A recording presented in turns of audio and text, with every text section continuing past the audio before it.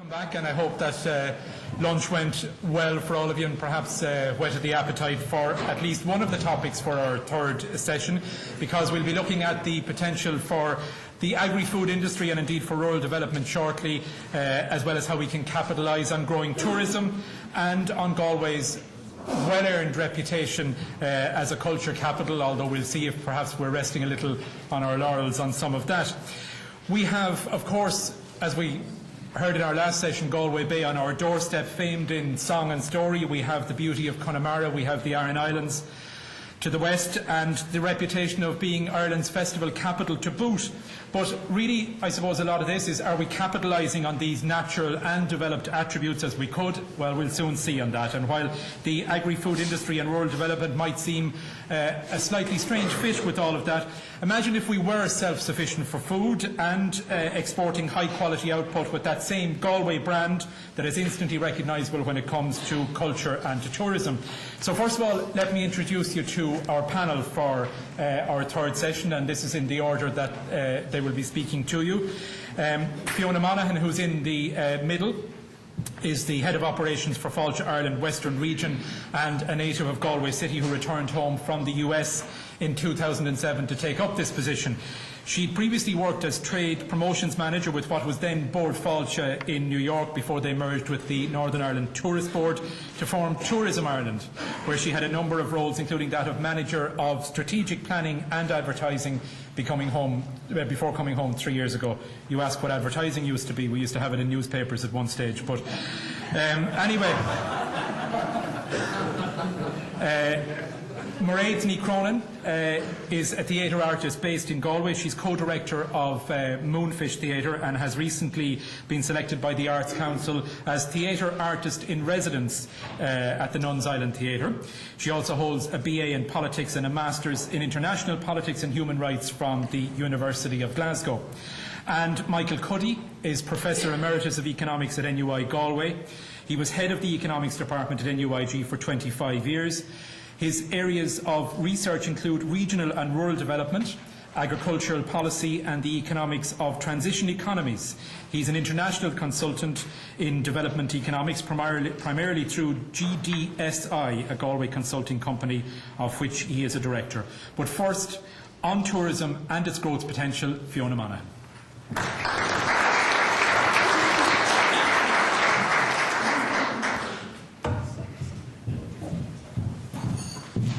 Thank you, Dave. Welcome, everybody. And it's great to see such a good gathering here for this Symposium 2040. And in particular, I would like to thank Paul Shelley and Rory O'Connor and Jim Fennell and all the organising committee for actually bringing everyone together to give of our time and of the pillars' time to think to the future. I know a lot of us are caught up in the here and now, and I think it's a very worthwhile initiative, and thank you to the organising committee for bringing it all together. So who are we? Who are the tourism pillar? Because obviously we're not representative of the whole tourism industry, but we're a group of individuals who came together to work on some ideas that we think should be the vision for Galway for tourism in 2040.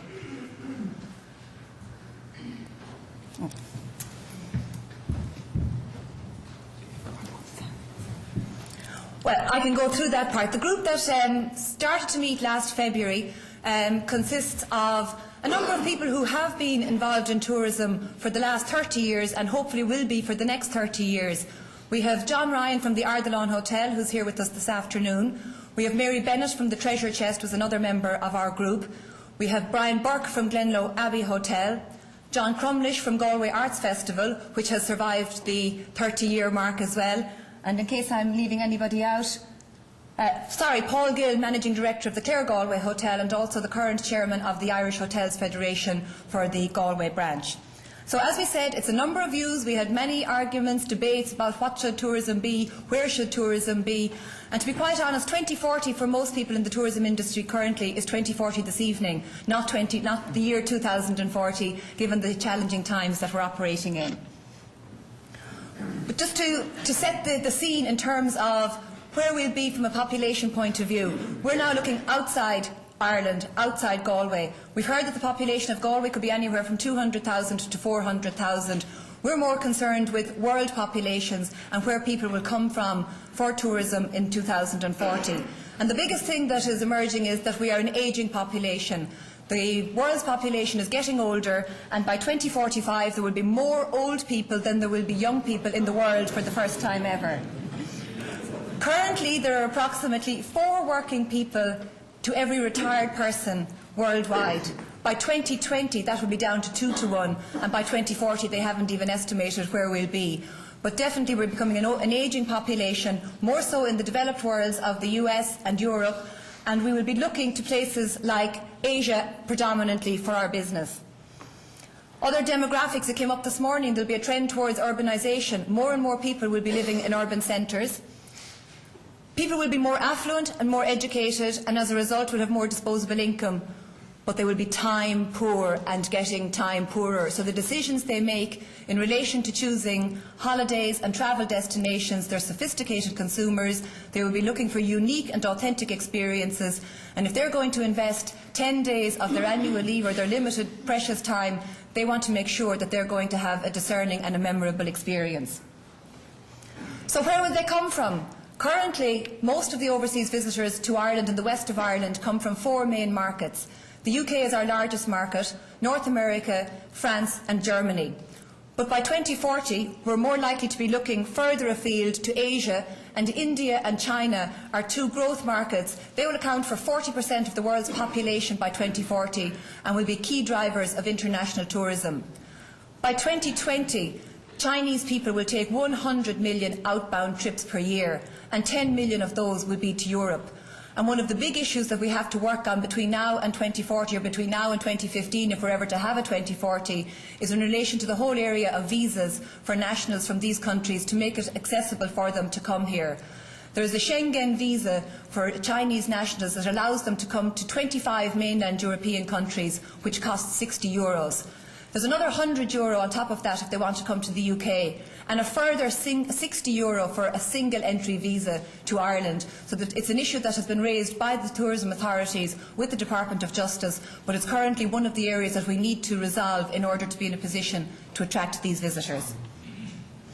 So now we know where they're going to come from, potentially what they're going to look like, but the good thing is that there is going to be a population who will be travelling, and we're seeing that most people who come to Ireland from overseas, they're either pre or post family, that people with small children for various different reasons don't tend to travel huge distances unless they have an ethnic or a diaspora link. So we're going to be looking to people post family or pre family.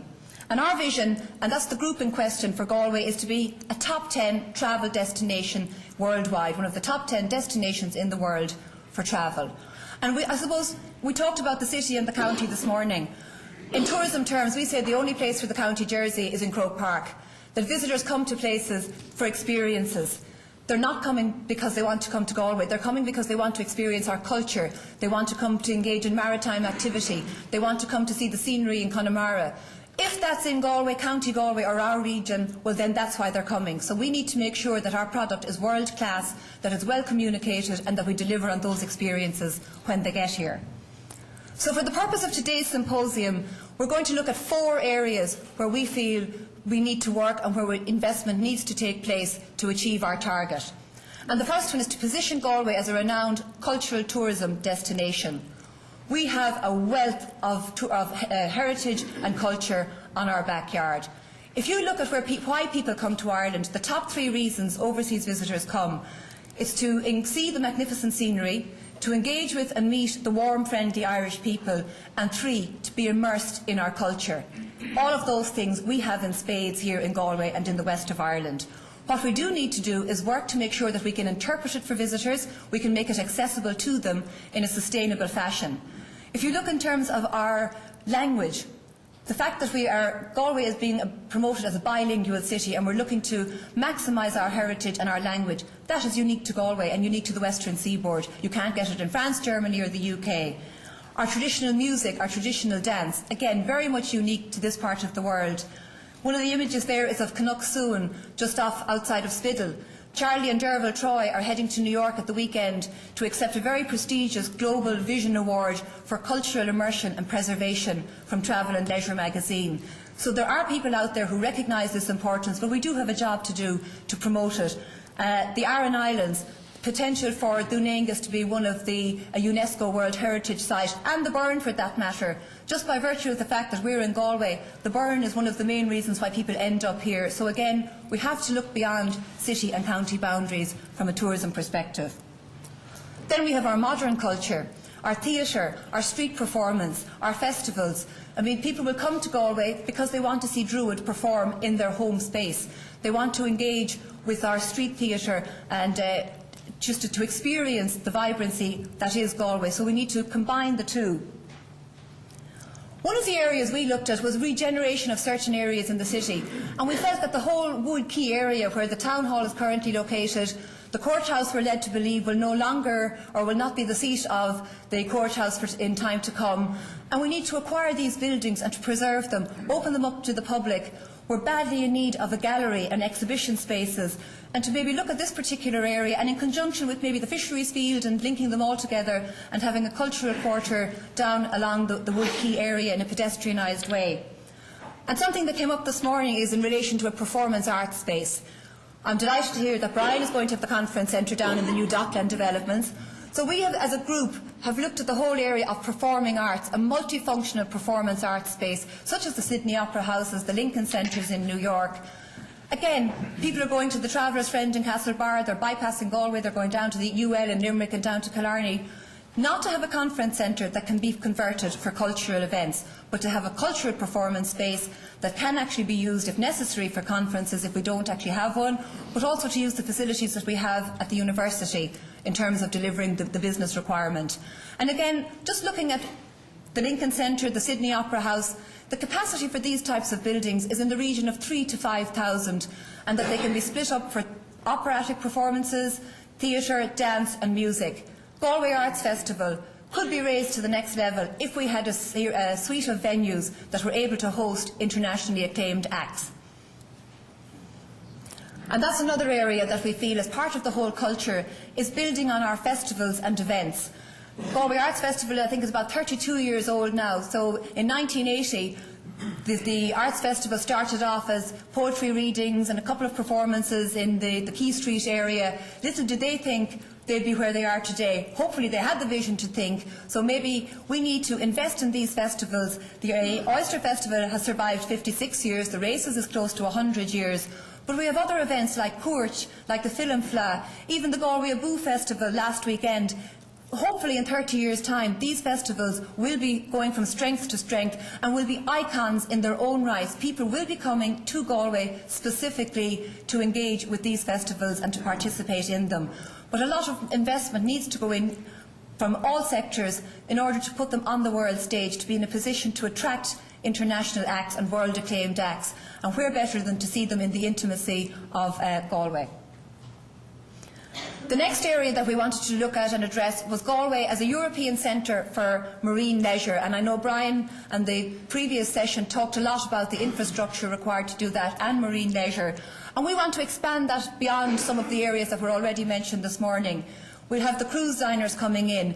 We want them to come. It would be ideal if Galway was a hub port for the cruise business, so that people stayed before they got on their cruises and after they got on their cruises. It would be great to welcome 200,000 additional visitors to the city and region. It would be even better if we could keep them for a night or two pre or post their cruise. To look at all the marine leisure activities, from windsurfing to rowing to sailing, and we really need to develop that infrastructure both in the harbour area and along the coast, along the islands and all along the coast, up and down the Galway coast, and to maximise our marine leisure potential. And obviously that includes world-class events, and I think we all remember the great scenes of May and June of 2009 when the Volvo Ocean Race arrived, and to replicate that on a regular basis, to have a calendar of world-class events based around our marine, and that includes youth events like the World Sailing Championship, the Youth Sailing Championships. If we get a message out to children while they're still young, if they have to travel with families, and if they have a memorable experience, then we will be on their list of places to come back to as affluent adults. Another area that we debated was to open up our waterways. In the 1800s, the Guinness family were able to sail into Galway Bay. They were able to get on a smaller boat and travel through the Eglinton Canal and up the Corrib to Cong. we need to do something by 2040 to open up our waterways and maximise the potential of linking the lake with the sea.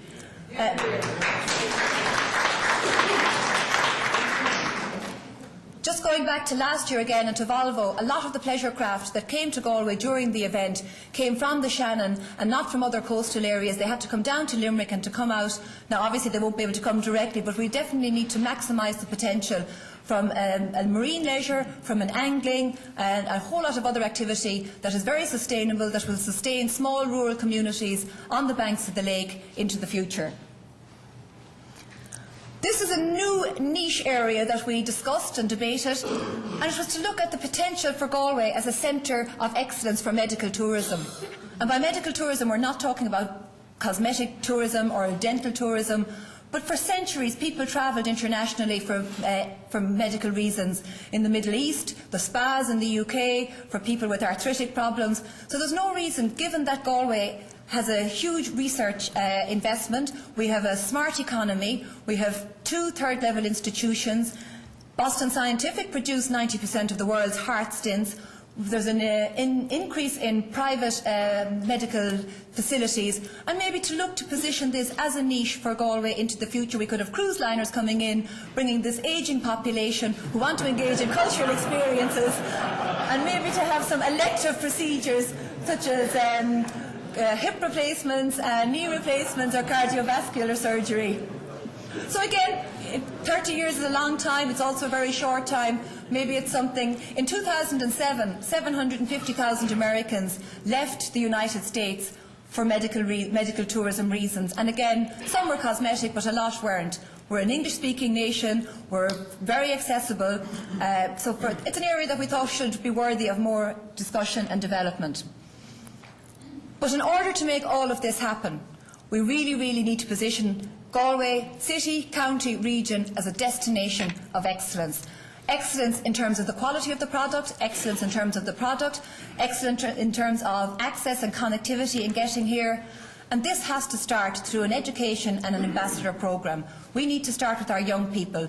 The third classes of today is even younger, who will be 30 and 40 in 2040. It has to start at national school, to be continued right up through secondary school, through transition year.